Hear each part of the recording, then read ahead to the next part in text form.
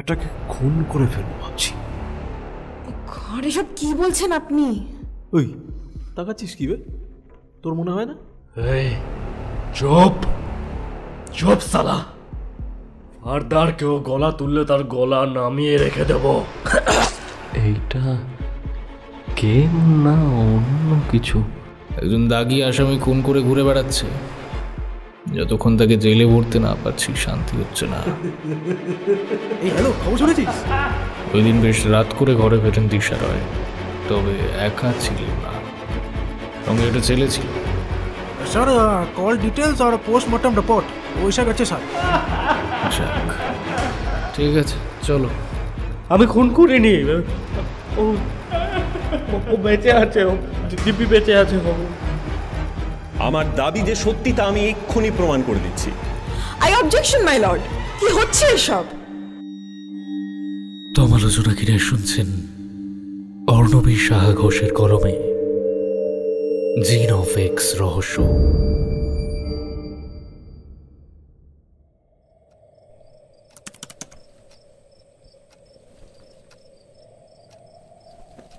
সোদা ঠান্ডা হাওয়া এসে খাবি খাচ্ছে বেডরুম জুড়ে।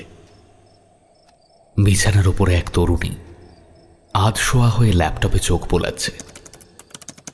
ঘড়ির কাঁটা জানান দিচ্ছে গভীর রাত তখন।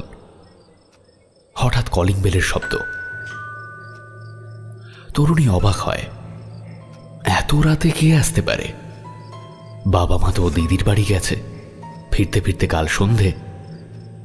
তবে তরুণীর ঠোঁটের কোণে লাজুক হাসি খেলে যায়। পরনের পোশাক ঠিক করে আয়নার সামনে নিজেকে একবার দেখে নেয়, তারপর কানের পাশে চুল গুঁজতে গুঁজতে হেঁটে যায় দরজার দিকে। আই হলে চোখ রাখে। ওদিকটা ভীষণ অন্ধকার, কিছুই দেখা যাচ্ছে না। ল্যাচ ঘুরিয়ে দরজা খুলে বাইরে উঁকি দেয়। না, বাইরে কেউ নেই। তবে এইমাত্র যে বেল বাজালো কেউ। একটু এগিয়ে লিফটের কাছে ঘুরে আসে। না, কেউ নেই তো। মনের ভিতর থেকে থেকে ভয়ের কুয়াশা জমে ওর। ফিরে এসে সশব্দে বন্ধ করে দরজা। তারপর ঘরের ভিতরের সব দরজা জানলাগুলো বন্ধ করে দেয় একে একে। বেডরুমে ফিরে এসে ল্যাপটপে চোখ রাখে। মন বসাতে পারছে না। কেমন যেন অস্বাভাবিক লাগছে সবকিছু। ঠান্ডা সোঁদা হাওয়া এসে এলোমেলো করে দিচ্ছে কাগজপত্র।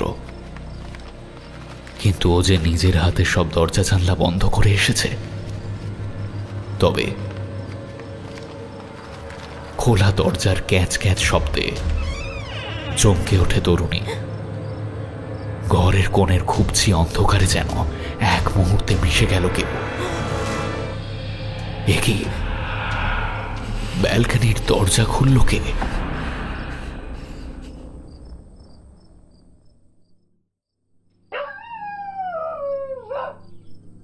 বিছানায় শুয়ে আজ কিছুতেই ঘুম আসছিল না রিতমের। কাল মেডিকেলের রেজাল্ট। আগের বছর একটুর জন্য ফসকে গিয়েছিল, কিন্তু এবছর না। এবছর আর কিছুতেই আশা নেই। ভীষণ রকমের খারাপ পরীক্ষা হয়েছে। চোখ বুঝতেই বারবার মা বাবার অতি প্রত্যাশী দুই চোখ ভেসে উঠছে। এই 1 বছর ধরে এই দিনটার জন্য ওরা দুজনেই ভীষণভাবে অপেক্ষা করেছে। শহরের সেরা কোচিং, সেরা টিচারের মোটা মাইনের অঙ্কটা ছাপোষা কেনানির তাপ্পি দেওয়া পকেটে কি পরিমাণ চাপ বাড়াতো তা মাসের শেষে খাবার থালা আর মায়ের শুকনো মুখ দেখে বেশ বুঝতে পারত। পরীক্ষা খারাপ হওয়ার কথাটা রিতম সেই কারণে বলতে গিয়েও বলতে পারেনি ওদের। কিন্তু কাল কি হবে, যখন মা বাবা জানতে পারবে তাদের ছেলে তাদের পরিশ্রমের এক কণাও দাম দিতে পারেনি? কি হবে যখন আত্মীয় স্বজনদের সামনে তার বাবার মাথা নুইয়ে পড়বে শুধু তার এই অপদার্থ ছেলের জন্যে? হয়তো বাবা সহ্যই করতে পারবে না। এখন তো একটাই রাস্তা খোলা আছে। রিতম চিত হয়ে শুয়ে সিলিং ফ্যানের দিকে তাকায়, তাকিয়েই থাকে। তাকিয়ে থাকতে থাকতে মনে হয় সেই ফ্যান থেকে ঝুলে আছে সে নিজেই। ঘাড় কাত, মুখটা হাঁ হয়ে খোলা, জিভটা বেরিয়ে এসেছে লম্বা হয়ে, আধ বোঝা দুটো চোখ। বিছানার উপরে লাফিয়ে উঠে বসে রিতম। এক নিঃশ্বাসে বোতলের সবটুকু জল গলায় ঢালে। কপালের কাছে বিন্দু বিন্দু ঘাম জমেছে।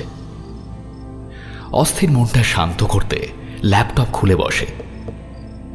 গেম খুঁজতে নির্দিষ্ট সাইটে ঢোকে।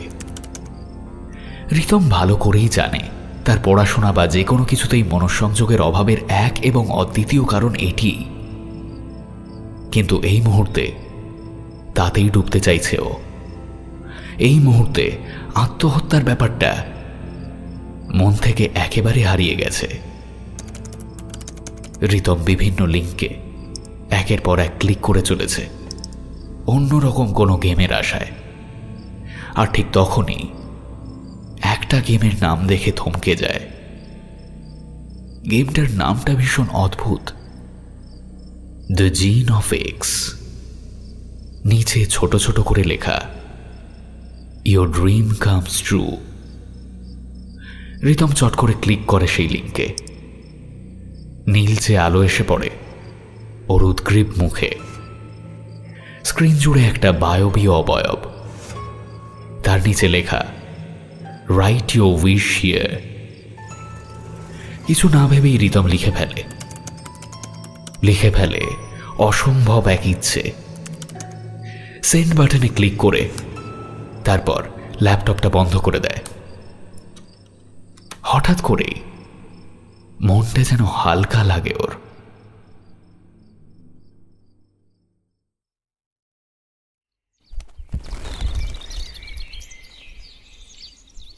পরদিন সকালে মায়ের ডাকে ঘুম ভাঙে রিতমের। বেশ বেলা তখন।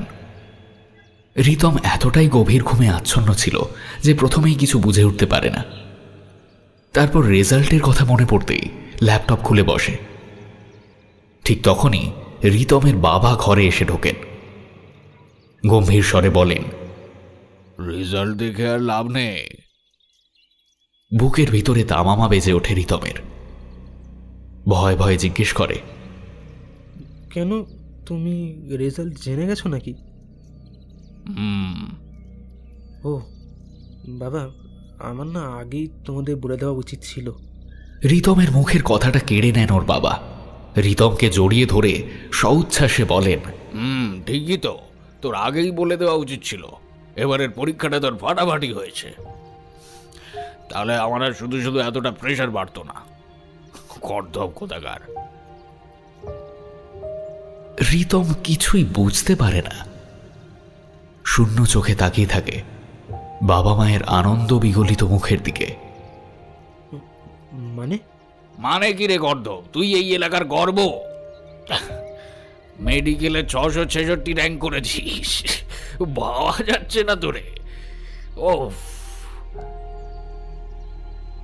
বুকের ভিতর ভূমিকম্প হয়ে যায় রিতমের। কি শুনছে এসব? এও কি সম্ভব?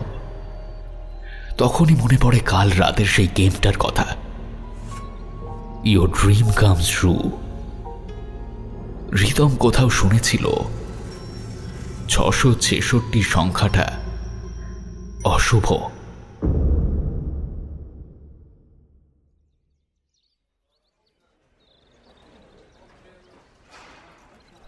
গ্লোবাল রিটেল কোম্পানির কনফারেন্স রুম গমগম করছে। এমপ্লয়ি পরিপূর্ণ সবকটি আসন, প্রত্যেকের হাতে ধরা কাগজ। কেউ কেউ গম্ভীর মুখে চোখ বোলাচ্ছে তাতে, কেউ বা উদ্বিগ্ন মুখে তাকিয়ে আছে সামনে ঝোলানো সাদা বোর্ডের দিকে। বোর্ডের ওপর একটা গ্রাফ ফুটে উঠছে, তার সঙ্গে নানান জটিল হিসেব নিকেশ। আজ সঙ্গীতের ভীষণ নার্ভাস লাগছে। হাতে ধরা কাগজে বার কয়েক চোখ বুলিয়ে পকেট থেকে রুমাল বের করে আরেক দফা মুখ মুছল। শীততাপ নিয়ন্ত্রিত ঘরেও দরদর করে ঘাম হচ্ছে। আরে চিল, এত চাপ কিসের তোর? এই মাসে টার্গেট অ্যাচিভ করতে পারিসনি তো কি হয়েছে, পরের মাসে করে দিবি। চোখ থেকে চশমাটা খুলে রুমাল দিয়ে মুছতে মুছতে সঙ্গীত বিরক্ত হয়ে তাকায় পাশের সিটে বসা নীলেশের দিকে। অত সোজা না। হ্যাঁ, এই মাসের ফুল টার্গেট, তার উপর আবার আগের মাসের বাকিটা এসব হাতের মোয়া নাকি বে? এই তো, তোর কি ব্যাপার বলতো? সবসময় মোবাইল মুখে দিয়ে কী করিস তুই? তোরও তো টার্গেট ফুল হয়নি, তোর ওয়াইফাই লাগে না নাকি? নীলেশ মোবাইল থেকে চোখ না সরিয়েই উত্তর দেয়, দোষ এসব টেনশন স্ট্রেস তোদের, এসব কিছুর না একটাই মোক্ষম দেওয়াই। কি বলতো? কি? এই গেম একবার ঢুকে গেলে না আর কিচ্ছু মাথায় আসে না। সঙ্গীত এ জন্মে এখনো অবধি এসবের মুখোমুখি হয়নি কখনো। খুব যে একটা ইন্টারেস্ট আছে তাও না। নীলেশের ফোনের স্ক্রিনের দিকে আর চোখে তাকালো সঙ্গীত। একটা দুমকো ষাঁড়ের মতো চেহারার লোক বন্দুক হাতে এদিক ওদিক ছুটে বেড়াচ্ছে, আর খামোখা গুলি বোমা ছুটছে। দেখে একটুও ভক্তি না এলেও টেনশনের গুমোট ভাবটা কাটাতে এসব নিয়ে মিনিট 2 আলোচনা করাই যায়। তাই ঘাড় চুলকে প্রশ্ন করল, তো এগুলো পাবো কোথা থেকে? কোথায় আবার, প্লে স্টোরে পাবি, অনলাইন প্ল্যাটফর্ম আছে অনেক, তোকে লিঙ্ক দিয়ে দেবো আমি। আর বিশেষ কথা হলো না। কনফারেন্স রুমের দরজা ঠেলে ভারী বুটের শব্দ তুলে এসে ঢুকলেন গ্রুপ ম্যানেজার রাজেশ বার্মা। তার পিছনেই জোনাল ম্যানেজার চেতাই দেশপাণ্ডে। সবাই ত্রস্ত হয়ে উঠে দাঁড়ালো। নীলেশ উঠে দাঁড়ালেও ওর মুখ মোবাইলে গোঁজা। সঙ্গীত কনুয়ের খোঁচা মারে নীলেশের গায়ে, গলা নামিয়ে বলে, এইবার তো রাখ, স্যারেরা তো এখন সবার সাথে কথা বলবে। ধর, নতুন করে কি বলবে? আধ ঘন্টা লেকচারের পর ধরে ধরে তুলে মিষ্টি করে ইনসাল্ট করবে। তার জন্য আমি আজ যেটা গেমটা ছেড়ে ওই রামগুড়ের ছানার দিকে তাকিয়ে বসে থাকবো? আর ওই জ্ঞান শুনে কে কি উখড়ে নিয়েছে বলতো? তুই বেশি চাপ নিস না, একটা চাকরি গেলে একটা চাকরি ঠিক হবে। This corporate world, success is not just about ideas. চেয়ারে বসতে বসতে সঙ্গীত অন্যমনস্কভাবে সামনে তাকায়। Now we have a plan. Deshpande sir হাত মুখ নাড়িয়ে কিছু একটা বুঝিয়ে চলেছেন। New heights. সঙ্গীতের কানে আপাতত ঢুকছে না সেগুলো। মনের ভেতর চাপ হয়ে বসে থাকা পাথরটা একটুর জন্য নড়ে উঠেছিল।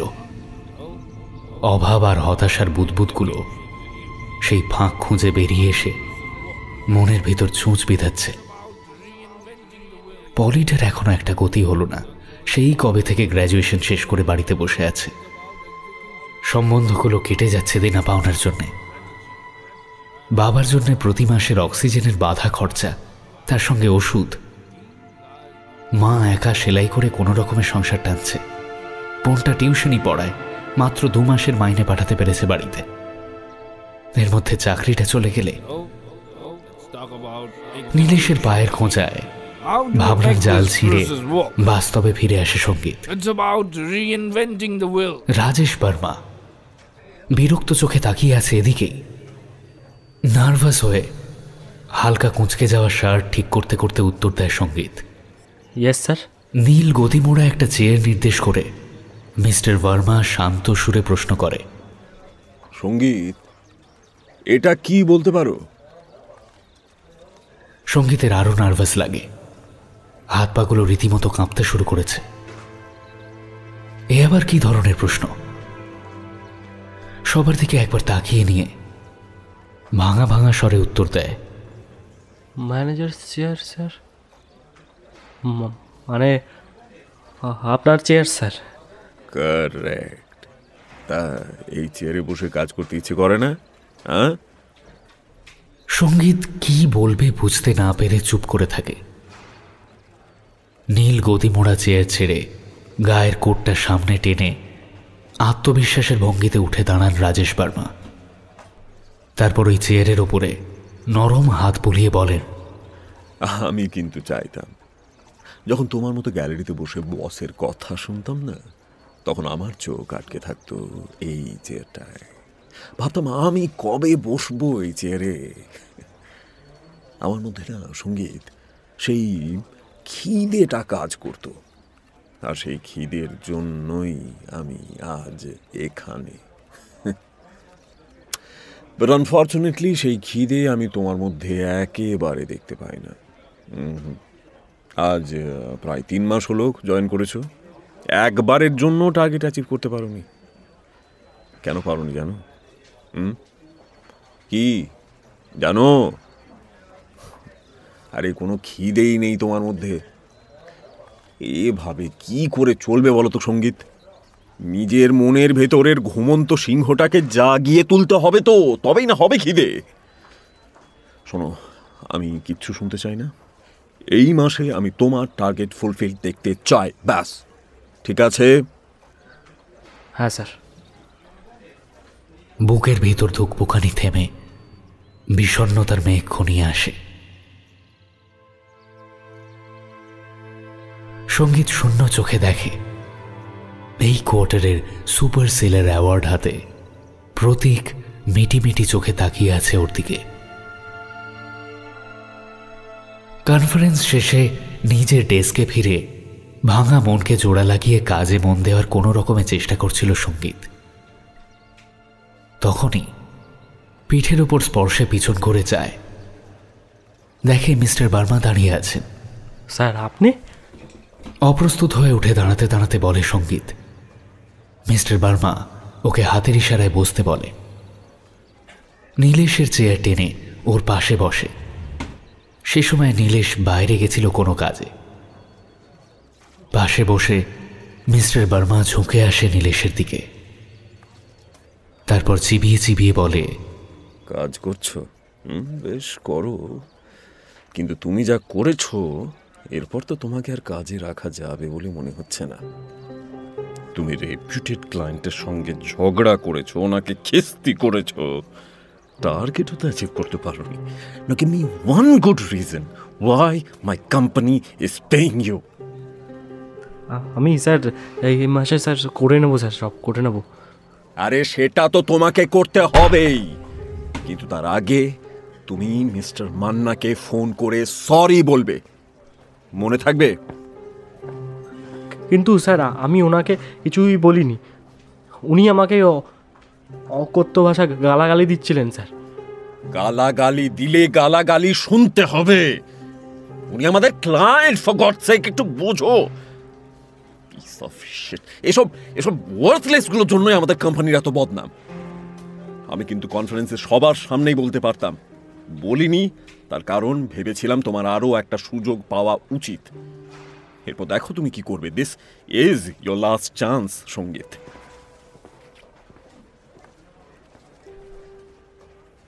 কথা শেষ করে দ্রুত নিজের কেবিনে চলে যান মিস্টার বার্মা।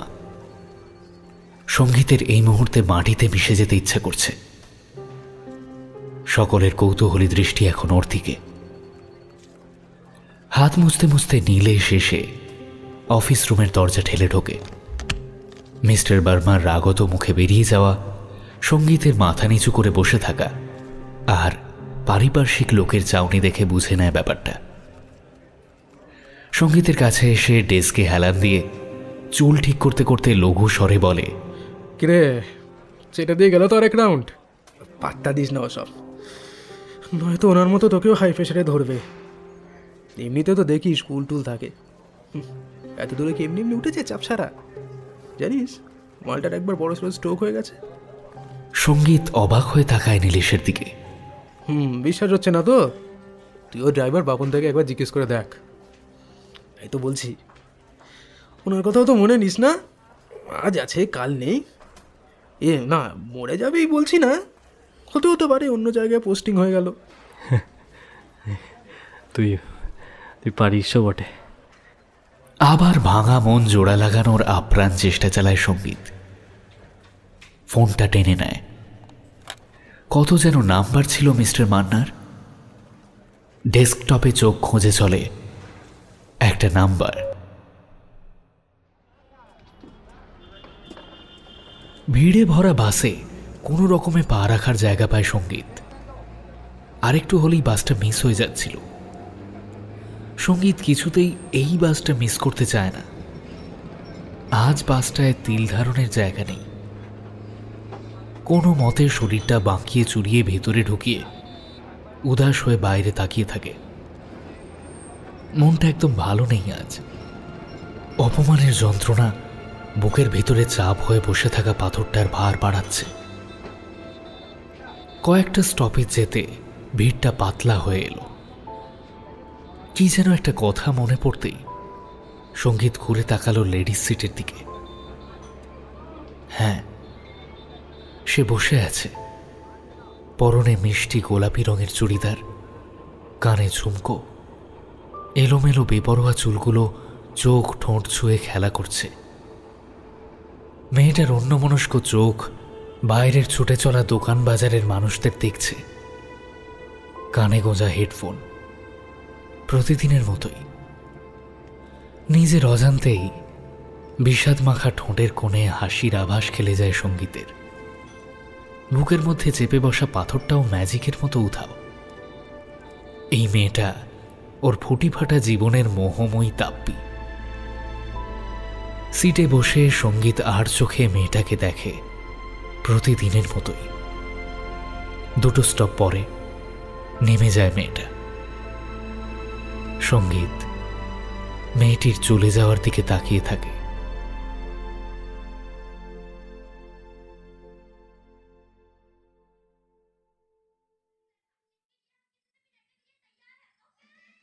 রাতে শুয়ে এপাশ ওপাশ করে সঙ্গীত। কিছুতেই ঘুম আসছে না। সাগো এখনো টিভি দেখছে। সাগো হলো স্বাগত, ওর রুমমেট। কলকাতায় আসার পর সঙ্গীত একটা সস্তার ভগ্নপ্রায় মেসে 2 মাস ছিল। সেখানেই আলাপ হয়েছিল স্বাগতর সঙ্গে। সঙ্গীত তখন চাকরির জন্য হন্যে হয়ে ঘুরছিল। স্বাগত তবু করত কিছু একটা। যেদিন স্বাগত নতুন একটা চাকরি পেল, ঠিক সেই দিনই সঙ্গীতও পেয়েছিল। মেসের ছাদে রাতের অন্ধকারে উষ্ণ পানীয়তে চুমুক দিয়ে যখন জীবনের উদযাপনে মেতেছিল, ঠিক সেই সময় মনে হয়েছিল এই দুর্গন্ধময় মেসে আর থাকা চলে না। এই এক কামরার ফ্ল্যাটটা স্বাগতই খুঁজে বের করেছিল। সঙ্গীতের থেকে স্বাগতর স্যালারি কিছুটা বেশি, তাই ফ্ল্যাট ভাড়ার বেশি অংশই ও দেয়। বালিশের পাশ থেকে মোবাইলটা মুখের সামনে নিয়ে আসে সঙ্গীত। নীলেশ কিছু একটা লিঙ্ক পাঠিয়েছে। লিঙ্কের ওপর আঙুল ছোঁয়াতেই একটা পেজ খুলে গেল। মুচকি হাসে সঙ্গীত। নীলেশ কোন এক গেমের সাইটের লিঙ্ক দিয়েছে। একের পর এক গেমের ছবি আঙুল দিয়ে স্ক্রোল করতে করতে নিচে নামে। কোনোটাই মনে ধরে না। এদিক ওদিক থেকে পপ আপ করেও কিছু গেমের বিজ্ঞাপন উঠে আসছিল হুটহাট। মনটা ভালো ছিল না সঙ্গীতের, তাই এসব দেখতে দেখতে বিরক্তই হচ্ছিল। সাইটটা ছেড়ে বেরিয়ে আসবে, ঠিক এমন সময় একটা বিজ্ঞাপনে চোখ যায়। গেমের নামটা অদ্ভুত, জিন অফ এক্স। পোস্টারে একটা সোনালী প্রদীপের ছবি। সেই প্রদীপের মুখের ভেতর থেকে উঁকি দিচ্ছে একটা বায়বীয় পুরুষ। গেমটার বিজ্ঞাপনে বারবার লেখা উঠছে, ইয়োর উইশ কাম ট্রু। মনে মনে হাসে সঙ্গীত। সত্যি যা বিপাকে আছে, এর থেকে এখন একমাত্র এই আলাদিনের আশ্চর্য প্রদীপই উদ্ধার করতে পারবে। ছোটবেলায় মা গল্প বলতো যখন, সঙ্গীত মনে মনে নিজের কাছেও একটা প্রদীপের কল্পনা করত। কতবার এমন হয়েছে, মা সন্ধেবেলায় তুলসী তলায় প্রদীপ জ্বালিয়ে গেছে, আর সঙ্গীত ফাঁক বুঝে সেই প্রদীপের সামনে দাঁড়িয়ে কত কিছু চেয়েছে। এখন সেসব মনে পড়লে হাসি পায় ওর। এই গেমটাও নিশ্চয়ই ওই ধরনের কিছুই হবে। গেমটা খেলবে কিনা ভাবছে, ঠিক তখনই ফোন বেজে ওঠে। বাড়ি থেকে ফোন। আজ একেবারে মায়ের সঙ্গে কথা বলতেও ইচ্ছে করছে না, তাও বাধ্য হয়েই ফোনটা ধরে। হ্যালো সোমু, বলো। খেয়েছিস বাবা? তোমাদের শরীর ঠিক আছে? হ্যাঁ, আমাদের শরীর তো ঠিকই আছে, তবে তোর বাবার শরীরটা একদম ভালো যাচ্ছে না রে। মন মেজাজ একদম ভালো নেই। কোন কোন ডাক্তারের কথা বলছিলে? দেখি নাও একবার। দেখাবো তো, তবে সেও তো অনেক টাকার ব্যাপার, তাই না?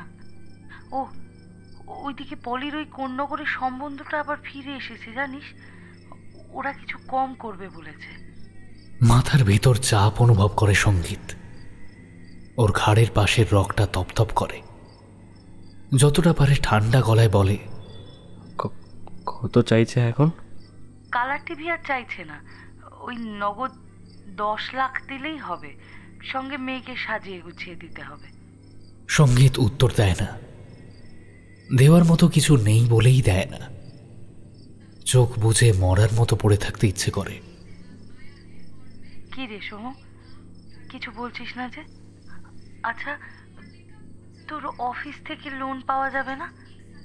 মায়ের এই ব্যাকুল স্বরে প্রশ্নের উপর আর কিছু বলতে পারে না সঙ্গীত।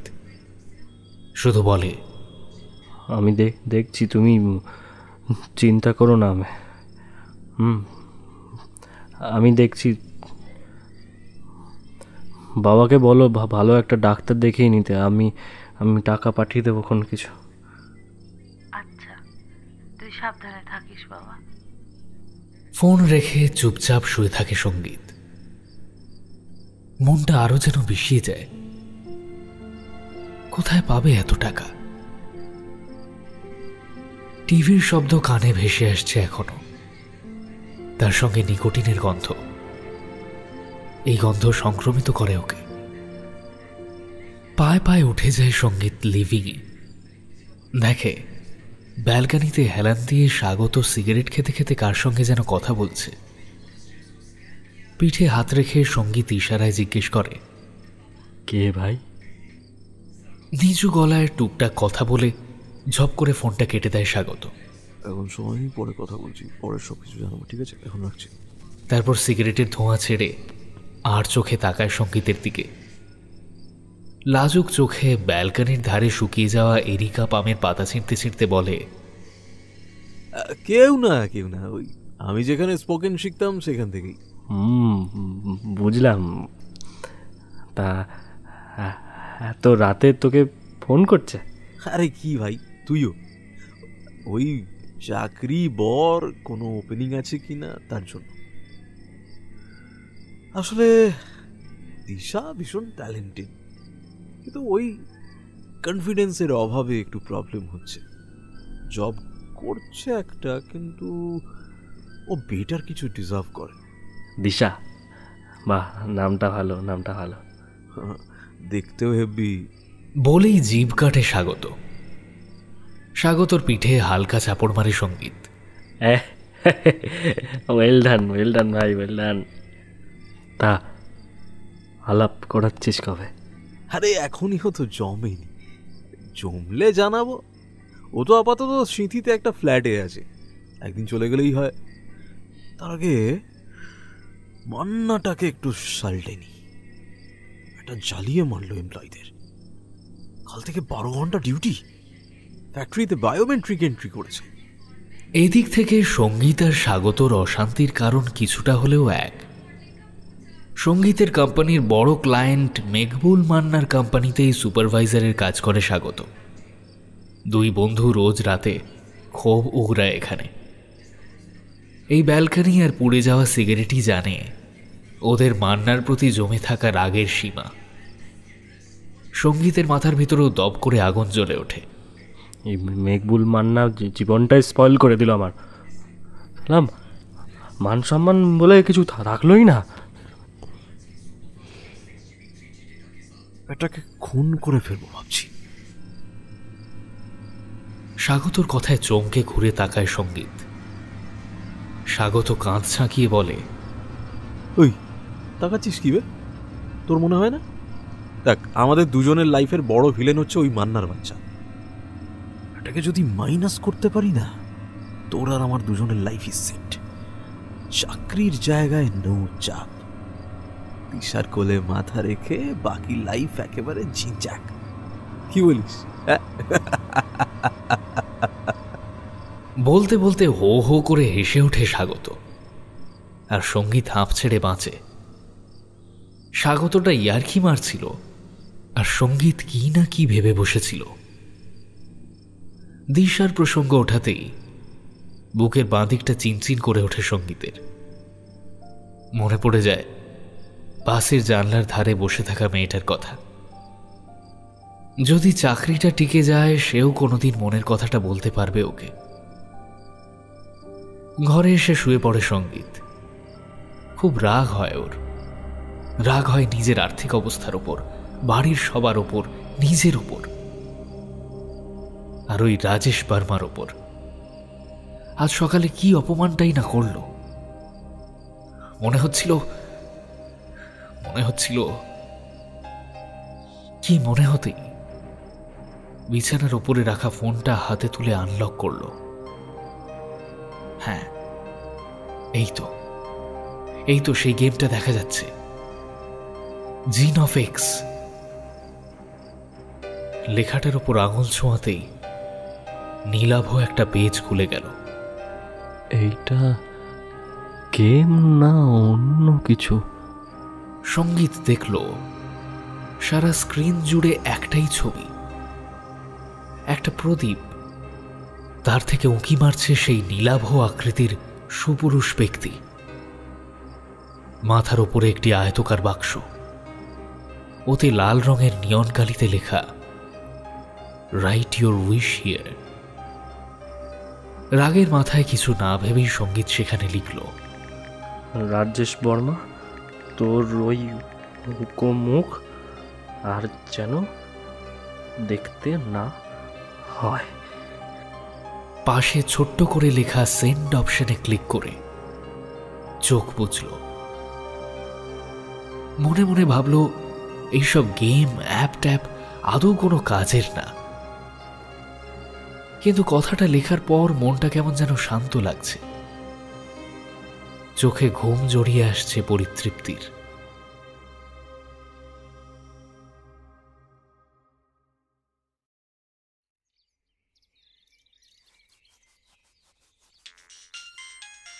ব্রাশ করতে করতে বিরক্ত হয়ে ফোন ধরতে যায় সঙ্গীত। আজ এমনিতেই উঠতে দেরি হয়ে গেছে।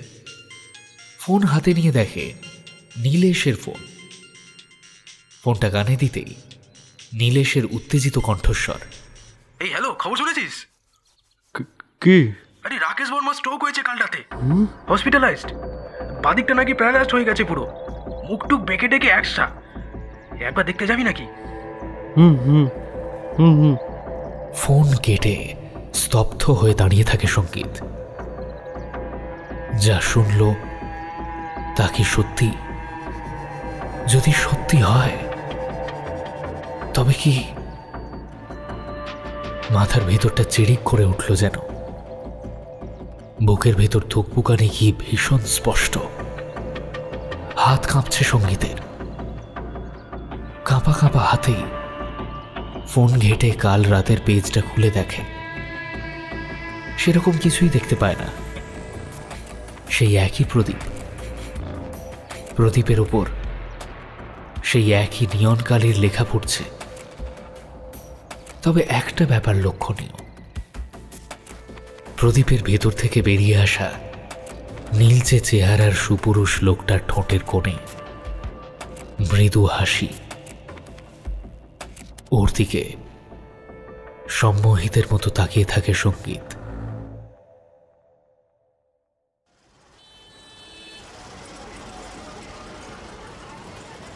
আজ ওভারব্রিজটা বন্ধ।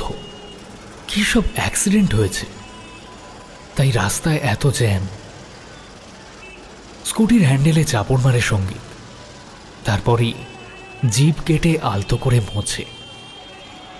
এই স্কুটিটা নীলেশের কাছ থেকে ধার নিয়েছিল ক্লায়েন্ট ভিজিটের জন্য। এখন রাকেশ বার্মার জায়গায় নতুন টিম ম্যানেজার এসেছে।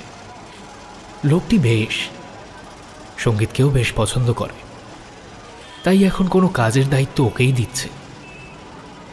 কাজ মেটাতে দেরি হওয়ায় কাল এই বাহনটি আর নীলেশকে ফেরত দেওয়া হয়নি। এই নে তোর বাইকের চাবি। সব কিছু সহি সালামত ফেরত দিচ্ছে। হ্যাঁ, দেখে রে। আরে দোষ রাখ তো। আবার বল, কালকের মিটিং কেমন হলো? কি হবে, মিস্টার মান্নার ব্যবহার তো জানোই, উনি মানুষকে মানুষ বলে মনে করেন না। কাজ হয়ে গেছে, চলে এসেছি। হ্যাঁ, তোর জায়গায় আমি থাকলে না কিছু একটা বলে আসতাম। কত ভালো একটা সুযোগ ছিল, সামনাসামনি পেয়েও কিছু করতে পারলি না। অন্তত একটা চর কষিয়ে আসতে পারতি। হ্যাঁ, এই সারাক্ষণ মোবাইলে এসব খুন মারামারির গেম খেলতে খেলতে মাথায় ওসবই আসে বল খালি। হ্যাঁ, আমি মান্নাকে চর কষাবো, তারপর বস কী করবে? আমার জন্য প্রমোশন নিয়ে বসে থাকবে নাকি? হেসে ওঠে সঙ্গীত। তখনই একটা মেয়ের কণ্ঠে কিছু কথা কানে আসে। খবর পড়ছে, আশেপাশে কারোর ফোনে চলছে হয়তো। কাল গভীর রাতে উড়ালপুর থেকে ছিটকে পড়ে তার গাড়ি, ঘটনাস্থলেই মৃত্যু হয় তার। বিশেষ সূত্রে খবর পাওয়া যাচ্ছে তিনি মদ্যপ অবস্থায় গাড়ি চালাচ্ছিলেন।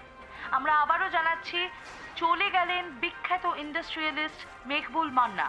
গতকাল গভীর রাতে উড়ালপুর থেকে ছিটকে পড়ে তার গাড়ি, ঘটনাস্থলেই মৃত্যু হয় তার। তিনি মদ্যপ অবস্থায় গাড়ি চালাচ্ছিলেন। মুহূর্তে অফিসের মধ্যে গুঞ্জন ওঠে।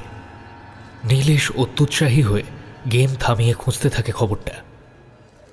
সঙ্গীত মোবাইলে আঙুল চালায়, তবে সে খবর খোঁজে না, বের করে আনে সেই পেজটা। তাকিয়ে থাকে প্রদীপের দৈত্যর দিকে।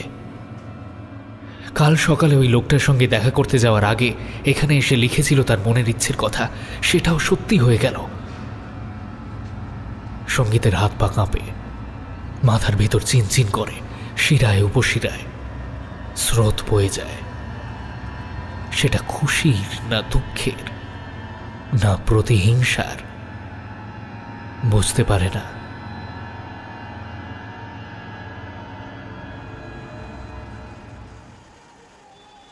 ওভারব্রিজের দুর্ঘটনার স্থান খুঁটিয়ে লক্ষ্য করতে করতে এদিক ওদিক তাকান ইন্সপেক্টর মল্লিক।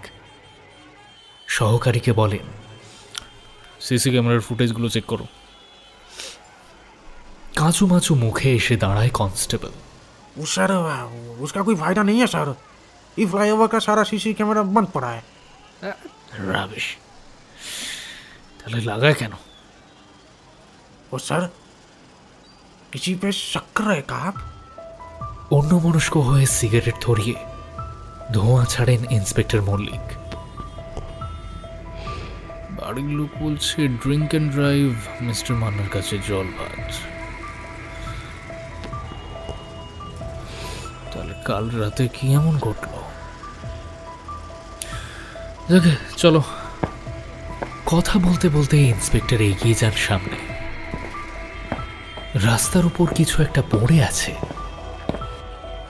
ইন্সপেক্টর ঝুঁকে পড়েন তার উপর। সঙ্গীতের মন এখন ফুরফুরে হাওয়ায় পাখনা মেলে উড়ে বেড়ায়। দুটো মনের ইচ্ছে পূর্ণ হয়েছে। এছাড়াও ছোটখাটো মনের ইচ্ছেগুলো না চাইতেই কেমন আপনা আপনি মিলে যাচ্ছে। প্রমোশন হয়েছে, সবাই এখন বেশ সম্ভ্রমের চোখে তাকায় ওর দিকে। মুখ গুঁজে থাকা ছেলেটা আজ বুটের শব্দ তুলে কটকটিয়ে অফিসে আসে। এইটুকু সময়ে কত পরিবর্তন! সবকিছু হচ্ছে ওই ইচ্ছে পূরণের দানোর জন্য। পকেটে রাখা ফোন মুঠোয় চেপে আর একবার উঁকি দেয় লেডিস সিটের দিকে। আজ ভিড় বড্ড, কিছুই দেখা যাচ্ছে না। এই কদিন সবকিছুই খুব এলোমেলো কেটেছে। প্রমোশন হওয়ায় দায়িত্বও বেড়েছে, তাই অফিস থেকে বেরোতে বেশ রাত হয়ে যাচ্ছে। এই বাসটা ধরাই হচ্ছে না। অনেক দিন তাই দেখা হয়নি তার সঙ্গে। ভিড় ফাঁকা হতেই চোখ যায় তার দিকে। পরনে লাল রঙের টপ, চুলগুলো চূড়ো করে এনে বেঁধেছে মাথার উপর। তাও কিছু বজ্জাত চুল ঠোঁট ছুঁয়ে খেলা করছে। নরম ঠোঁটের ওপর হালকা লালচে প্রলেপ। সঙ্গীতের মনের তরঙ্গ বিপদসীমার ওপরে বইছে। ওর ভীষণভাবে ইচ্ছে করছে আঙুলের আলতো ছোঁয়ায় সরিয়ে দিতে ওই বজ্জাতের দলকে। তারপর ওই গোলাপি রঙের আঙুলগুলো নিজের মুঠোর মধ্যে যত্নে ধরে চোখ বুঝবে আবেশে। আজও কানে হেডফোন, সঙ্গীত অসহায় চোখে তাকিয়ে থাকে ওর দিকে। কেন যে একবার ওই দিকে তাকায় না? একবার যদি তাকাতো আজই মনের কথা বলে দিত সঙ্গীত। কি আশ্চর্য, মেয়েটা এবার তাকালো ওর দিকে, তাকিয়েই আছে। শুধু তাই নয়, এগিয়ে আসছে, কিছু একটা বলছে, ঠোঁট নড়ছে ওর। সেদিকে তন্ময় হয়ে তাকিয়ে থাকে সঙ্গীত। বুকের ভিতরে তোলপাড় চলছে। ও দাদা, সরে দাঁড়ান, দেখতে পাচ্ছেন না নামবো? হ্যাঁ হ্যাঁ হ্যাঁ হ্যাঁ। ইডিয়েট। দাঁতে দাঁত চিপে কথাটা বলে বাস থেকে নেমে যায় মেয়েটা। সঙ্গীত একটা ঘোরের মধ্যে বাড়ি ফেরে।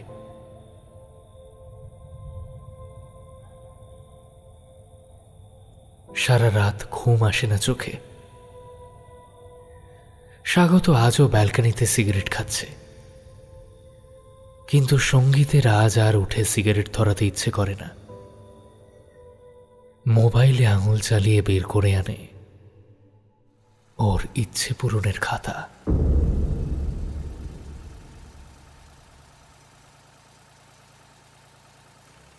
শিথির মোড়ের এক বিলাসবহুল আবাসনের ভিতর দাঁড়িয়ে এক ঝলক চারপাশটা দেখে নেন ইন্সপেক্টর মল্লিক।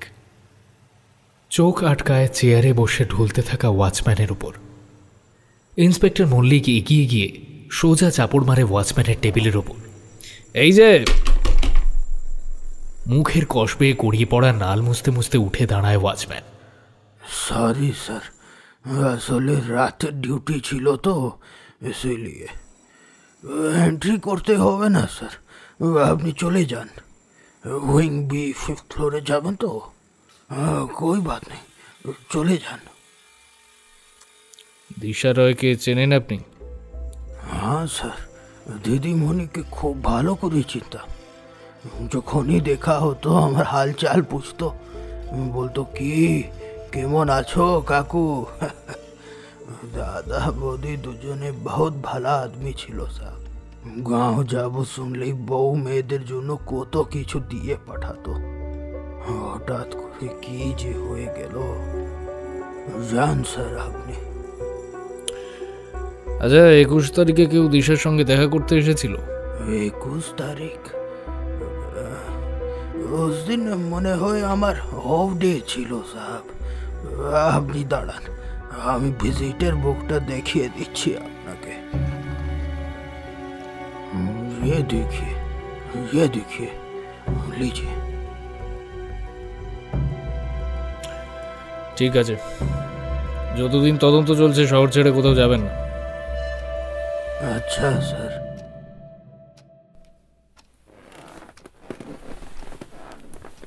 सर वो विजिटर बुक से मिला क्या सर कुछ? দিশা রয়ের খাটের ওপর ঝুঁকে পড়ে কিছু খুঁজতে খুঁজতে প্রশ্ন করে কনস্টেবল ভুজবল। ইন্সপেক্টর মল্লিক সন্ধিৎসু চোখে ঘরের এদিক সেদিক দেখছিলেন। বললেন, না, কিছু পাবো না তা জানতাম। ওই দিন বেশ রাত করে ঘরে ফেরেন দিশা রয়, তবে একা ছিলেন না, সঙ্গে একটা ছেলে ছিল।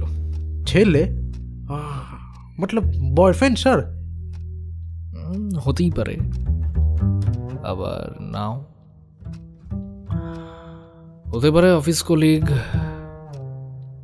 কে সে?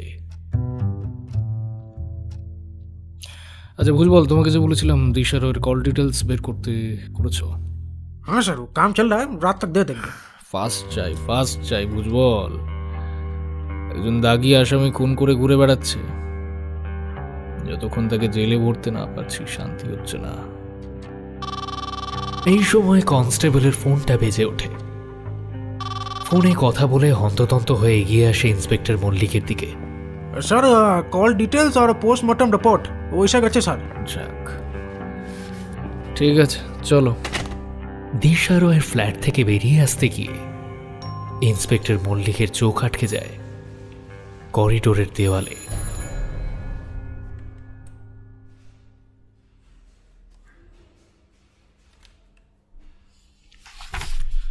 পোস্টমর্টমের রিপোর্ট বলছে কোনো সেক্সুয়াল অ্যাবিউজমেন্ট নেই। স্ট্যাবিংয়ের পর এক্সেস ব্লাড লস, তারপরই মৃত্যু। লোয়ার চেস্ট আর আপার অ্যাবডোমেনে 18টা উন্ড, আর সারা শরীর মিলিয়ে মাত্র 33টা। কল ডিটেলস কি বলছে বুঝবল? सर इनमें से कुछ नंबर के साथ ज्यादा बात होता था सर, लेकिन एक नंबर था जिससे बहुत ज्यादा बात होता था, देर रात तक बात चलता था सर। ये देखिए ई वाला नंबर। নাম্বারের মালিকের নাম? वो सर कुछ ये स्वागत गुहा ऐसा कुछ है सर। वो खबर मिला है सर कि वो लड़का लापता है। ভুজবল এক নাগাড়ে বলতে থাকে। हाँ लेकिन मैं भी छोड़ने वाला नहीं हूँ सर। हाँ छानबीन चालू कर दी है, घर तक पहुंच जाऊंगा उसके। ইন্সপেক্টর মল্লিকের কানে ঢোকে না কিছুই।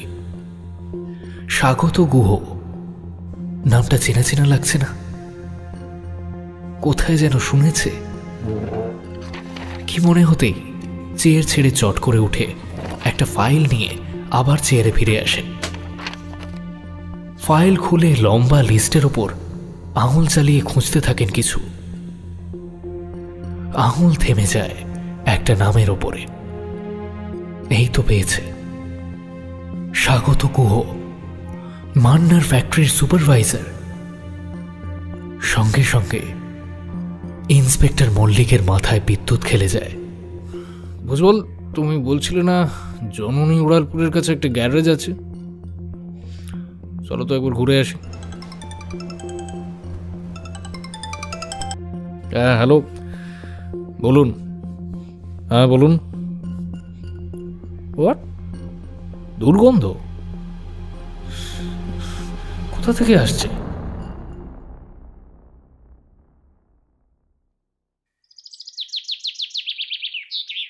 জানালার ফাঁক গলে লিচু গাছে বসা চন্দনাটাকে দেখছিল সঙ্গীত। গাছের ডালপালার ফাঁক ফোঁকর গোলে সন্ধে নামছে। মা তুলসী তলায় প্রদীপ দেখাচ্ছে, আর বাবা শোঁ শোঁ শব্দে ফুসফুসের সঙ্গে যুদ্ধ করছে। বিছানার উপর উঠে বসে সঙ্গীত। আজ দিন 10 হলো বাড়ি এসেছে। বাড়ির সকলে ওকে দেখে বেশ অবাক হয়েছিল। সত্যি বলতে সে নিজেও অবাক হয়েছিল। ফ্ল্যাট থেকে সে রাতেই ঝোঁকের মাথায় বেরিয়ে এসেছিল। ভেবেছিল সেই আগের মেসেই ফিরে যাবে।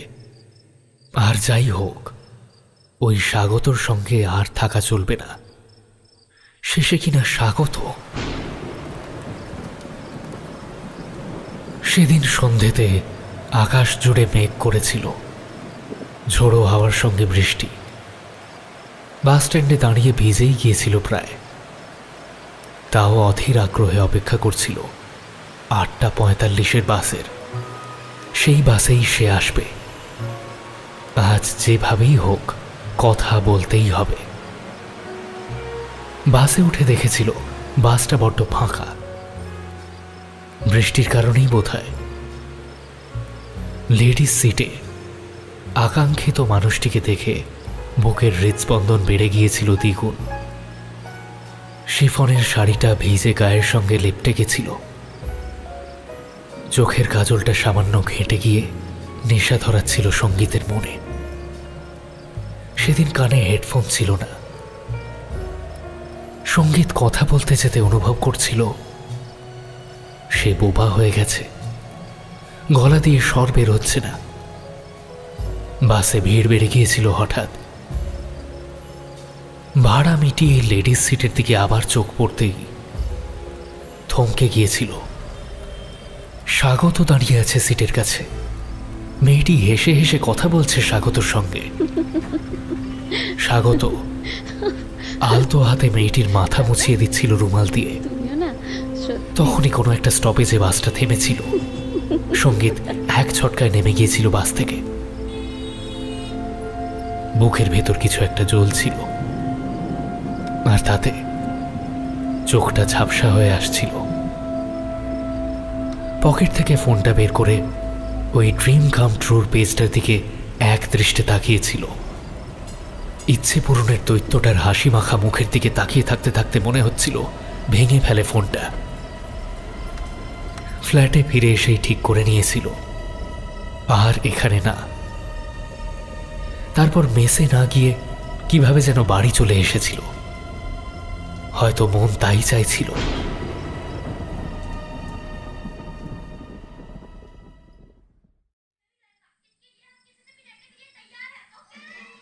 পলি পড়িয়ে এসে সশব্দে টিভি চালিয়েছে।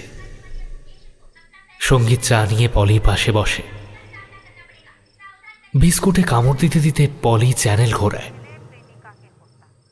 খবরের চ্যানেলটা ঘোরাতে গিয়েও থমকে যায়। থমকানোর কারণ একটা সুন্দরী মেয়ের ছবি দেখাচ্ছে, সঙ্গে তার মৃত্যুর খবর। পলি আগ্রহ নিয়ে খবর দেখে। কাপ চুলকে পায়ে চা পড়ে পুড়িয়ে দেয় সঙ্গীতের পা। সঙ্গীতের শরীর জুড়ে ঘাম জমে বিন্দু বিন্দু। সেদিন সন্ধে শেষ দেখা। স্বাগত মাথা মুছিয়ে দিচ্ছিল। কি যেন নাম? দিশা। হ্যাঁ, দিশা। কিন্তু কে খুন করলো? স্বাগতর কি হলো? সত্যি সেদিনের পর একবারও ফোন করলো না তো? সঙ্গীত উঠে যায় পাশের ঘরে। ফোনটা চার্জে বসানো আছে। ফোন খুলতে খুলতেই দরজায় টোকা পড়ে, বেশ জোরে। দরজা খুলুন, দরজা খুলুন।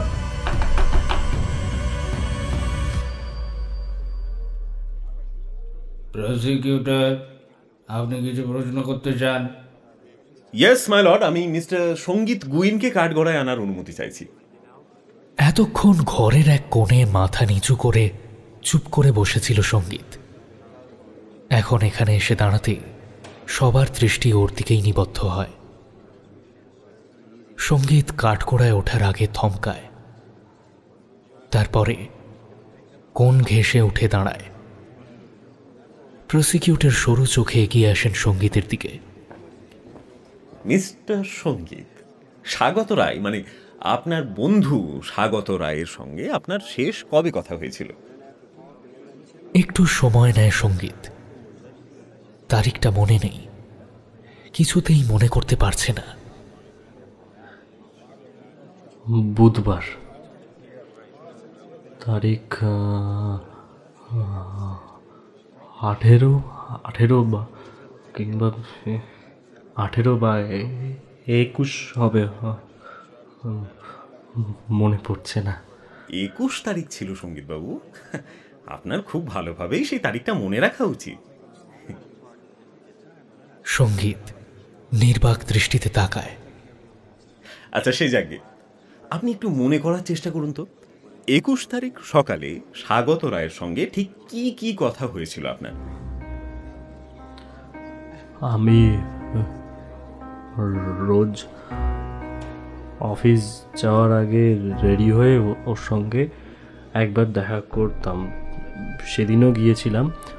ও ঘুমাচ্ছিল। এবার ও তো প্রতিদিন রাতেই বেরোতো, রাত করে ফিরতো, বেলা করেই উঠতো তো, কিন্তু সেদিনকে একটু বেশি বেলা হয়ে গিয়েছিল, আমি তাই রাখতে গিয়েছিলাম। কিরে, ওঠ। এই স্বাগত, আরে ওঠ, অফিসে যাবি না? দেখ, আজকে যেতে পারবো না, শরীরটা ভালো নেই। আমি তাই ওষুধ দিয়ে বেরিয়ে গেলাম অফিসের জন্য। এবার অফিসে যেরকম যা কাজ থাকে ওর সেরকম করে বেরিয়ে, পরের দিন বৃহস্পতিবার তো ছুটি ছিল, আমি তাই বাড়ি চলে এসেছিলাম। আচ্ছা, তার মানে 21 তারিখ সকালেই আপনার সঙ্গে স্বাগত রায়ের শেষ দেখা হয়েছিল, কি তাই তো? হ্যাঁ। বেশ, মেঘবুল মান্নাকে নিশ্চয়ই চেনেন আপনি? এবারে চোখের পাতা কেঁপে ওঠে সঙ্গীতের, আর চোখে তাকিয়ে কি খোঁজে যেন, তারপর কাঁপা কাঁপা স্বরে বলে, হ্যাঁ, অফিস ক্লায়েন্ট ছিল, অনেক বড় ক্লায়েন্ট ছিল। ওনার কেসগুলো তো আপনিই হ্যান্ডেল করতেন। বেশ একটা অন্যরকম সম্পর্ক ছিল নাকি আপনাদের মধ্যে? না না, দেখুন আমি কিন্তু এসব বলছি না, ইনফরমেশন বলছে। না, সেরকম কিছু না, ওই যা হয়। ও, এই স্বাগত তো ওনার ফ্যাক্টরির সুপারভাইজার, তাই তো? হ্যাঁ। বেশ, আচ্ছা একটু মনে করে বলতে পারবেন যে রাতে ওনার দুর্ঘটনাটা ঘটে, মানে 8ই মে, সে রাতে স্বাগত কোথায় ছিল? মনে করার চেষ্টা করে সঙ্গীত, এদিকে ওদিকে কিছুক্ষণ তাকিয়ে মাথা নাড়ায়। বাড়িতেই ছিল মনে হয়। হ্যাঁ ছিল তো, মনে পড়ছে না আমার ঠিক। একটু মনে করার চেষ্টা করুন সঙ্গীত বাবু, আপনার স্মৃতিশক্তি তো দেখছি বেশ দুর্বল। ব্রাহ্মী শাকটা খাননি নাকি? আচ্ছা আচ্ছা, বেশ বাদ দিন। দিশা রয়কে চেনেন নিশ্চয়ই? তীক্ষ্ণ চোখের সঙ্গীতকে জরিপ করে চলেছেন প্রসিকিউটর। সঙ্গীতকে নার্ভাস দেখায়, আবার ভিড়ের মধ্যে থেকে কাউকে খোঁজে। এবার বলবেন দিশা রয় বলে আপনি কাউকেই চেনেন, তাই তো? চিনি, স্বাগতর বান্ধবী। বেশ, আর কিছু জানেন তার সম্পর্কে? মানে ধরুন এই বাড়ি কোথায়, গেছিলেন কোনোদিন দেখা করতে? না। এতক্ষণে ডিফেন্স উঠে দাঁড়ায়। অবজেকশন মাই লর্ড, আমি তখন থেকে দেখছি উনি আমার ক্লায়েন্টকে অযথা হ্যারাস করে যাচ্ছেন। মাই লর্ড, আমি কেন ওনাকে এই প্রশ্নগুলো করছি সেটা কোর্টের সামনে এক্ষুনি প্রমাণিত হয়ে যাবে। Objection overruled. Thank you your honour. যা বলছিলাম, তা সঙ্গীতবাবু আপনি তাহলে বলছেন আপনার সঙ্গে দিশা রায়ের কোনো দিন আলাপ হয়নি, তাই তো? না। Excuse me. আচ্ছা, আপনার বন্ধু স্বাগতর তো বাইক ছিল না, তাই না? না। আচ্ছা, 8ই মে সকালে আপনি তো মেঘবুল মান্নার অফিসে দেখা করতে গিয়েছিলেন, রাইট? হ্যাঁ, অফিসের কাছে গিয়েছিলাম। আর সেদিন রাতে আপনি কোথায় ছিলেন? ফ্ল্যাটেই ছিলাম। কিন্তু একটা হিসেব যে কিছুতেই মিলছে না সঙ্গীতবাবু। আপনি যদি সে রাতে বাড়িতেই থাকবেন, তাহলে মাঝরাতে জননী উড়ালপুলের থেকে কিছুটা দূরে ওই ওই ওই যে বাঁ হাতের ছোট্ট মতো যে গ্যারেজটা আছে না, ওখানে কি করছিলেন বলুন তো? ভাঙা স্কুটির টেল লাইট সারাচ্ছিলেন? না, আমি না, আমি না, আমি না, আমি তো। মাই লর্ড, উনি আমার ক্লায়েন্টকে বারবার এমন ভাবে পোক করতে পারেন না। আরে ধৈর্য ধরো বন্ধু, এত উতলা হলে চলে? এখনো তো আসল কথাই খোলসা হলো না, তারপর প্রমাণ আছে। এবার আমি কি বলছি সেটা শুন। আপনি 8ই মের দিন আপনার কলিগের স্কুটি নিয়ে মেঘবুল মান্নার সঙ্গে দেখা করেন এবং মিষ্টি কথায় ভুলিয়ে তার সঙ্গে সখ্যতা করে যেভাবেই হোক তাকে ফ্লাইওভারের কাছে নিয়ে এসে ওনার গাড়ির দুর্ঘটনা ঘটান। ওই দিন রাতে আপনি বাড়ি ফেরেন ভোর রাতে। 21 তারিখ রাতে আপনি আপনার বন্ধুকে খুন করে সেই রাতেই বাড়ি থেকে বেরিয়ে যান দিশা রয়ের ফ্ল্যাটে এবং সেখানে গিয়ে তাকেও নির্মমভাবে হত্যা করেন। না না না না না না না, আমি আমি আমি কাউকে খুন করিনি, খুন করিনি। আমি আমি আমি স্বাগতকে কেন খুন করব? আমি ওর সঙ্গে আমার কথা হয়েছে, ও ভালো আছে বলেছে আমাকে। আমি খুন করিনি। ও ও বেঁচে আছে, ও দিব্যি বেঁচে আছে। ও আই অবজেকশন মাই লর্ড, কি হচ্ছে এসব? আমার দাবি যে সত্যি তা আমি এক্ষুনি প্রমাণ করে দিচ্ছি। আমি এই কেসের ইনভেস্টিগেটিং অফিসার, ইন্সপেক্টর মল্লিককে একবার উইটনেস বক্সে আসতে অনুরোধ করছি। Objection overrule. ওনাকে উইটনেস বক্সে আসার অনুমতি দিলাম। ইন্সপেক্টর মল্লিক উইটনেস বক্সে উঠে মাথার টুপি নামিয়ে দাঁড়ান। ইন্সপেক্টর মল্লিক, আপনার কি কি দেখে সন্দেহ হয় যে এই সমস্ত কিছুর পিছনে সঙ্গীত গুইন জড়িত? সমস্ত ঘটনা বিস্তারিত জানান। প্রসিকিউটর প্রশ্ন করেন। উইটনেস বক্সে সেটিয়ে দাঁড়িয়ে থাকা সঙ্গীতকে আপাতমস্তক একবার দেখে নিয়ে ইন্সপেক্টর শুরু করেন। 8ই মে রাতে মিস্টার মান্নার উড়ালপুল থেকে পড়ে গিয়ে মৃত্যু হয়।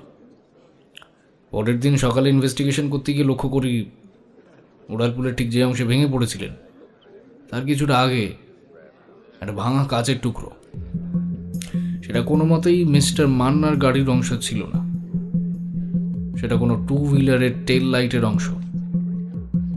ওখানে কোনো সিসি ক্যামেরা কাজ করছিল না, তাই উড়ালপুলের শেষ প্রান্তে লাগানো সিসি ক্যামেরার ফুটেজ চেক করি আমরা, আর দেখতে পাই একটা স্কুটি ওভার স্পিডিং করে উড়ালপুল থেকে নেমেই ইউ টার্ন নেয় এবং সেই গাড়ির টেল লাইটটা ভাঙা। আশেপাশের গ্যারেজ খুঁজে সেই রাত থেকে সকাল অবধি যে কটা 2 হুইলার রিপেয়ারিংয়ের জন্য এসেছিল সেই সব ঘাঁটতে থাকে। জানতে পারি গাড়িটা নীলেশ শর্মা নামে রেজিস্টার্ড। তবে নীলেশ জানায় সেদিন গাড়িটা কিন্তু আমার কাছে ছিলই না। সঙ্গীত মানে আমার অফিস কলিগ বিগত 3 দিন ধরে ওই গাড়িটা ব্যবহার করছিল ওর কিছু কাজে। ঠিক সেই সময় দিশা রায়ের খুনের ব্যাপারটা সামনে আসে। দেখুন, মিস্টার মান্নার কেসটা কোনো লিখিত অভিযোগ ছিল না, শুধুমাত্র মিসেস মান্না বারবার বলছিলেন নো নো ইটস ইম্পসিবল। আমার হাজবেন্ডের কাছে ড্রিঙ্ক অ্যান্ড ড্রাইভটা ভীষণ নর্মাল বিষয় ছিল। তাই আমার মনে সন্দেহ জাগে এবং মিনিমাম কোয়ারি শুরু করেছিলাম। কিন্তু ওই মেয়েটির খুন হওয়ার পর আমরা খুনের ইনভেস্টিগেশনে ব্যস্ত হয়ে পড়ি। এই কেসের ক্ষেত্রে আমরা প্রথমে ওর প্রেমিক স্বাগত রায়কেই টার্গেট করেছিলাম, কারণ সে মিসিং ছিল। কিন্তু এখানেই আসে ইন্টারেস্টিং টুইস্ট। ওই স্বাগত রায় যে ফ্ল্যাটে ভাড়া থাকতো সেই ফ্ল্যাট থেকে পচা গন্ধের কমপ্লেন আসে, যদিও ওটা আমার এরিয়া পড়ে না। যাই হোক, ওই ফ্ল্যাট ভেঙে উদ্ধার করা হয় স্বাগত রায়ের রক্তাক্ত পচা গলা দেহ।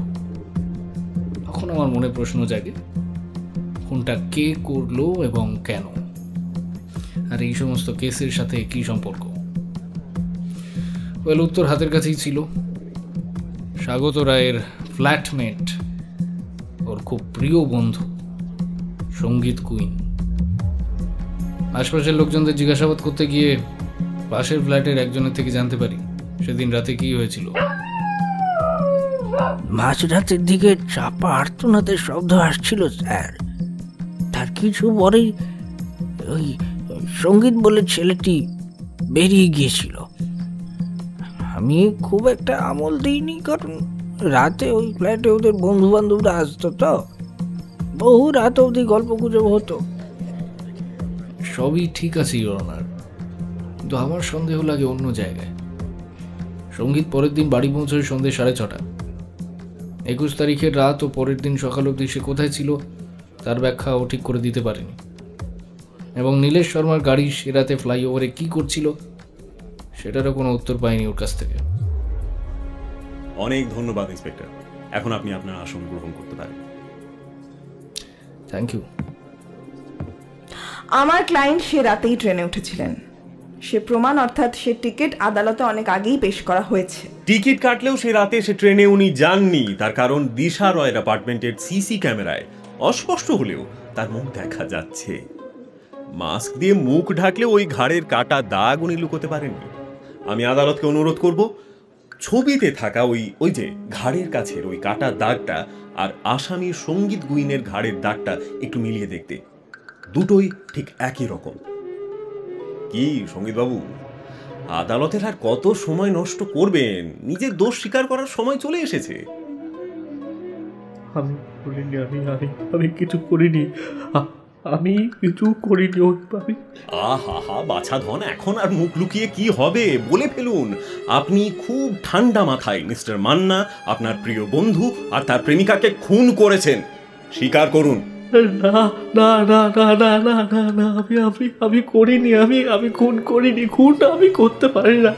আরে বিশ্বাস করুন, বিশ্বাস করুন, ও করেছে। ওই যে এই তুমি চুপ করে আছো কেন? হ্যাঁ,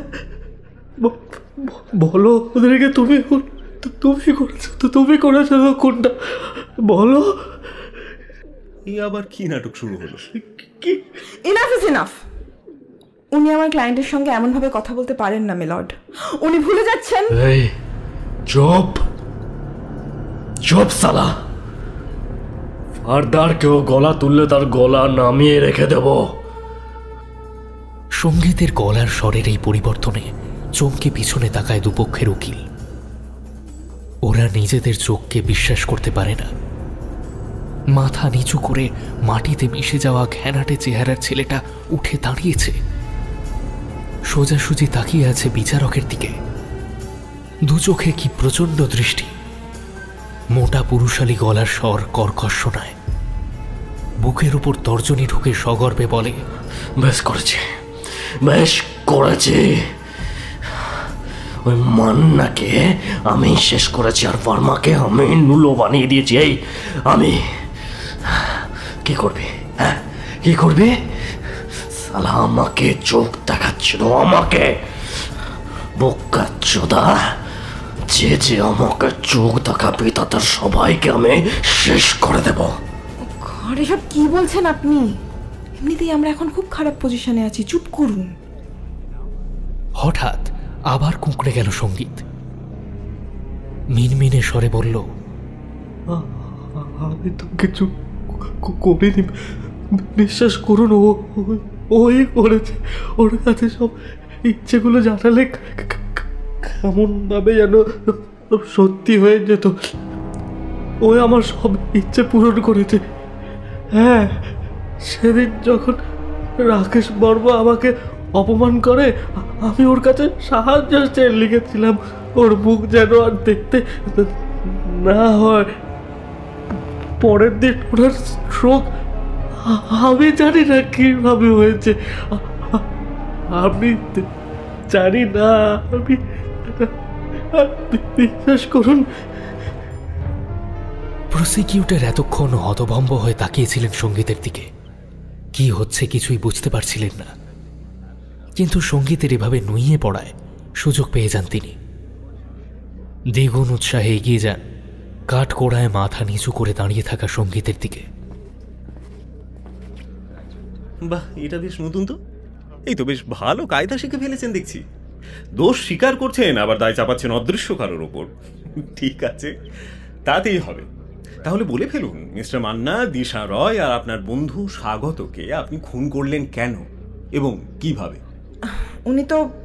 উনি তো বলছেন উনি করেননি, অন্য কেউ করেছে।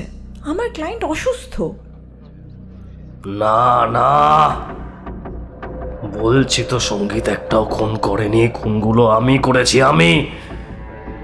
সঙ্গীতের গলার স্বরে আবার পরিবর্তন। ঘাড়ের কাছে শিরা ফুলে উঠেছে, দু চোখ আর রক্ত। এই আমিটা কে? কেন বে? এত বড় শক্তিশালী চেহারার মানুষ তোর সামনে দাঁড়িয়েছে, দেখতে পাচ্ছিস না? নাকি মেরুদণ্ডের মতো চোখ দুটো বিকিয়ে দিয়েছিস অর্থ পিশাচ আর হাড়মাদদের পায়ের তলায়? এত বড় সাহস! আপনি ভুলে যাচ্ছেন আপনি কোথায় দাঁড়িয়ে আছেন। প্রসিকিউটরের কথা কানেই তোলে না সঙ্গীত। হাত তুলে তাকে থামিয়ে ঘ্যাস ঘ্যাসে স্বরে বলে, ক্লায়েন্ট ভিজিটের আগে 1 সপ্তাহ ধরে আমি ওকে ফলো করেছি। কোথায় যায়, কি করে, দেখে বুঝতে পেরেছিলাম লোকটা প্রতি রাতে মদ গিলে নিজের বাধা লোকেদের সঙ্গে মোচ্ছপ করে। লোকটার আসক্তি কি জানিস? মদ আর পুরুষ। আমিও কাজের আছিলায় আলাপ জমালাম। 2 দিন, মাত্র 2 দিনে ওই বাঘা লোকটা আমার সামনে কুত্তার মতো পা চাটতে লাগলো। বলল, শোনো, বেহালাতে একটা ফ্ল্যাট আছে, ওখানে গিয়ে আসর জমবে শুধু তুমি আর আমি। কি বলো?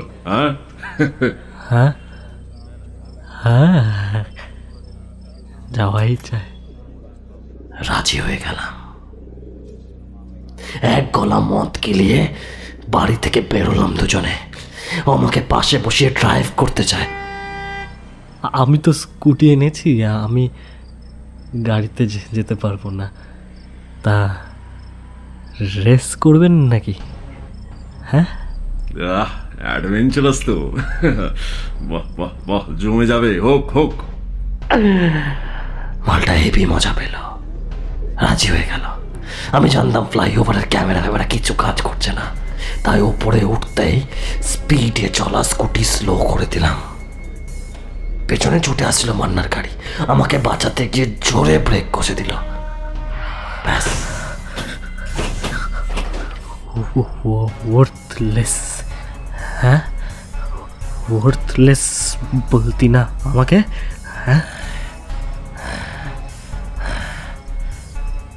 ওয়ার্থলেস। হ্যাঁ, ওয়ার্থলেস। সারা জীবনের মতো তোর বডিটা এখন থেকে ওয়ার্থলেস।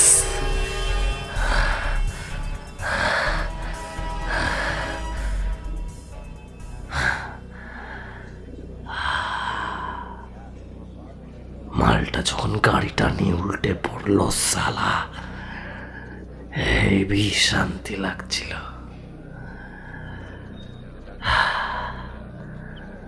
আমাকে দেওয়া সব কিস্তির হিসেব পাচ্ছিলাম একটা একটা করে। ওর ওই গাড়ির ধাক্কাতেই ভেঙে গিয়েছিল বাইকের টেল লাইটটা।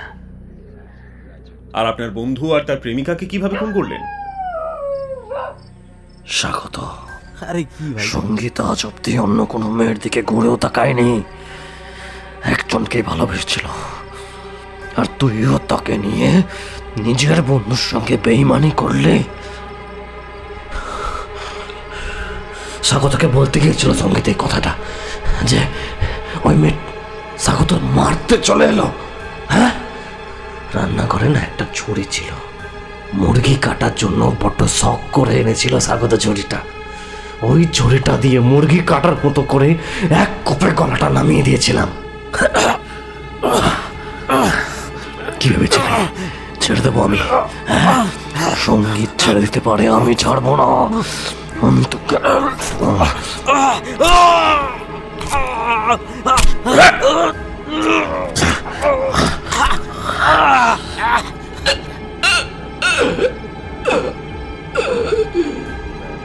এই রকম আওয়াজ বেরোচ্ছিল।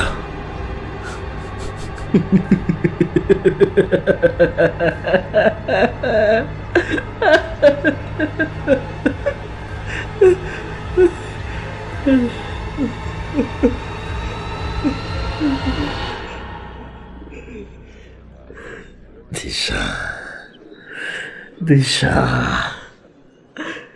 দিশার বাড়ি কোথায় আমি জানতাম। স্বাগত আমাকে বলেছিল। দেরি করলাম না। আপনি মানে আপনাকে তো ঠিক চিনতে পারলেন না তো? জানি পারবেন না, তবে এই ফ্লাওয়ার বুকেটা আপনার জন্য।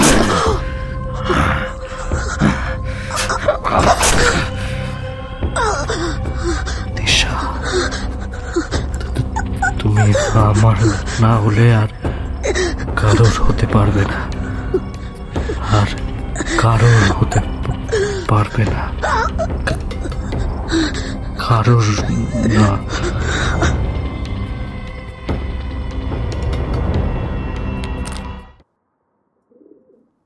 এই যে এটা হলো মার্ডার ওয়েপন মাই লর্ড, এটা অভিযুক্তের ব্যাগ থেকে পাওয়া গেছে। ডিফেন্স, আপনি কিছু বলতে চান? বিচারক প্রশ্ন করেন। দীর্ঘশ্বাস ছেড়ে উঠে দাঁড়ান ডিফেন্সের উকিল। চোখের কোণ টিপে দাঁড়িয়ে থাকেন কিছুক্ষণ। সঙ্গীতের দিকে এক ঝলক তাকিয়ে বলেন, মিলর্ড, আমি এখনো বলবো আমার ক্লায়েন্ট নির্দোষ। নির্দোষ কারণ প্রকৃত দোষী ওনার পারিপার্শ্বিক পরিস্থিতি। মিস্টার বার্মা আর মিস্টার মান্নার খারাপ ব্যবহারে ভিতরে ভিতরে শেষ হয়ে যাচ্ছিলেন উনি। সঙ্গে বাড়ির অর্থনৈতিক চাপ, ওনার কর্মক্ষেত্রের টেনশন, চারপাশের পরিবেশ অস্থির হয়ে আসছিল। নিজেকে অসহায় লাগছিল। কি করবেন কিছুই বুঝে উঠতে পারেননি। ওনার মন এমন একজনকে চাইছিল যে তাকে প্রোটেক্ট করবে, ওর হয়ে প্রতিবাদ করবে। ওয়েল, এবার আমি গেমটি নিয়ে কিছু বলবো। জিনোফেক্স, এই গেমের উৎপত্তি ডার্ক ওয়েব। গেমটির মধ্যে আলাদিনের প্রদীপের দৈত্যের মতন একজনকে দেখা যায়। সেখানে ইচ্ছে লিখলে সেটি নাকি সত্যি হয়।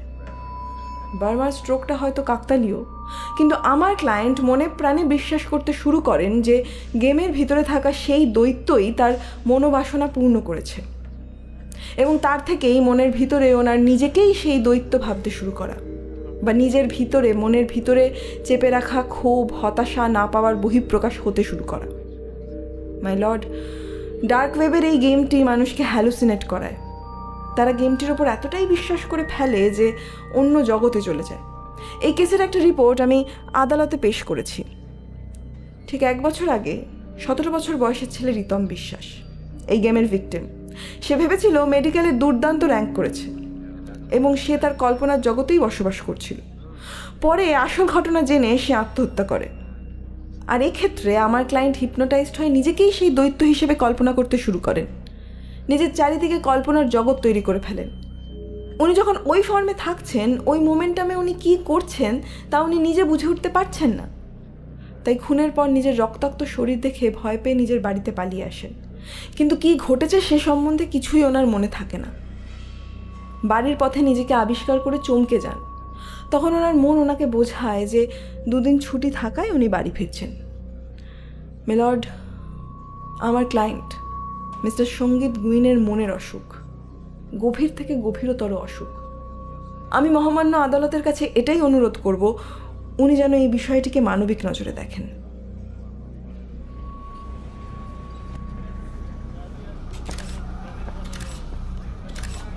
সঙ্গীতকে নিয়ে যাওয়া হচ্ছে অ্যাসাইলামে। এলোমেলো পদক্ষেপে গাড়িতে উঠে বসল সঙ্গীত। এখন ওর দীর্ঘ জীবন কাটবে সেখানে। গাড়ির বন্ধ দরজার ফাঁক দিয়ে বাইরেটা দেখা যাচ্ছে। মা আর বোন চুপ করে তাকিয়ে আছে ওর দিকে। মায়ের চোখ ভোলা, চোখের কোণে পিছুটি, মুখে আঁচল চাপা। বোন চোখ মুছছে বারবার। সঙ্গীত ভাবলেশহীন হয়ে দেখছে ওদের। ওরা ছোট হতে হতে মিলিয়ে যাচ্ছে পথের বাঁকে। সঙ্গীত তবুও তাকিয়ে থাকে। ও জানে বাবার অক্সিজেন আর 2 দিনের মধ্যে ফুরাবে। পলির বিয়ে হয়তো আর কোনোদিন হবে না। মা সেলাই করতে করতে অন্ধ হয়ে যাবে। মাথা গোঁজার ভিটেটাও হারিয়ে যাবে হয়তো। কিন্তু এই সব আর ভাবাচ্ছে না সঙ্গীতকে। মাথার ভিতরটা কেমন যেন হালকা লাগছে, সঙ্গে শরীরটাও। মনে হচ্ছে যে কোনো মুহূর্তে নিজের শরীরটা বাতাসে ভাসিয়ে নিতে পারবে, অথবা ছোট করে প্রবেশ করতে পারবে ছোট্ট প্রদীপের ভিতরে। ভাবতে ভাবতে সশব্দে হেসে ওঠে সঙ্গীত। হাসির তমক বাড়তে থাকে ক্রমশ।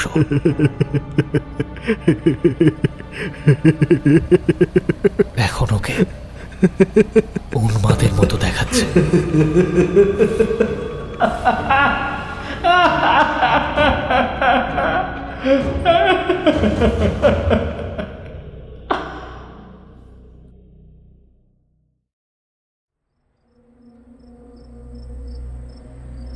গভীর রাতের 13 তলার আবাসনে নিশ্চিন্ত নিদ্রায় নিমজ্জিত সকলে। কেবল একটি মাত্র ঘরের রাতবাতির আলো জ্বলে নিভে জানান দিচ্ছে এই আবাসনেও নিশাচর জাগে। স্টাডি রুমের টেবিলে এক গাদা ফাইলের মাঝে মাথা গুঁজে বসে আছেন লয়ার আদিত্য সেন রয়। তার অন্যমনস্ক তর্জনী টেবিল ল্যাম্পের আলো বারে বারে জ্বালিয়ে নিভিয়ে প্রকাশ করছে ওর মনের অস্থিরতা। মাথা নাড়িয়ে উঠে বসে পাশে রাখা উষ্ণ পানীয়র গ্লাসটা এক নিঃশ্বাসে শেষ করেন। তারপর চুল আঁকড়ে বসে থাকেন জিম মেরে। নিজের এই পরাজয় মিস্টার সেন রয় কিছুতেই মেনে নিতে পারছেন না। যত দোষ ওই ডার্ক ওয়েব থেকে ছিটকে আসা অদ্ভুত সম্মোহনী গেমটার, সত্যিই কি জিনোফেক্সের এতটাই ক্ষমতা আছে? মিস্টার সেন রয় উঠে বসে উষ্ণ পানীয়র বোতলটা এবার উপর করেন গলায়। কোথায় যেন সেই লিঙ্কটা? এই যে সেই লিঙ্ক। মিস্টার সেন রয় ঘোর লাগা চোখে ক্লিক করেন। সব ইচ্ছে পূরণ করে দেবে, হ্যাঁ সব। শালা, তাকে হাসছিস কি? হ্যাঁ হাসছিস কি? বল, পারবি? আমায় জিতিয়ে দিতে পারবি? হ্যাঁ পারবি? সমস্ত সুখ আমার পায়ের তলায় এনে দিতে পারবি? বল পারবি? চোখের সামনে নীলচে আলো জ্বলে ওঠে। বায়বীয় দানব হাসি মুখে তাকিয়ে থাকে ওর দিকে। মিস্টার সেন রয় অসংলগ্ন কাঁপা কাঁপা হাতে নিজের ইচ্ছে লেখেন।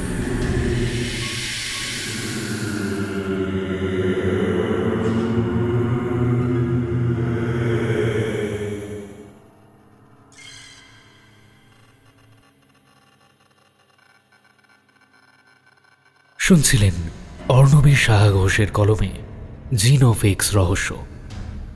গল্প পাঠে ছিলাম আমি তমাল।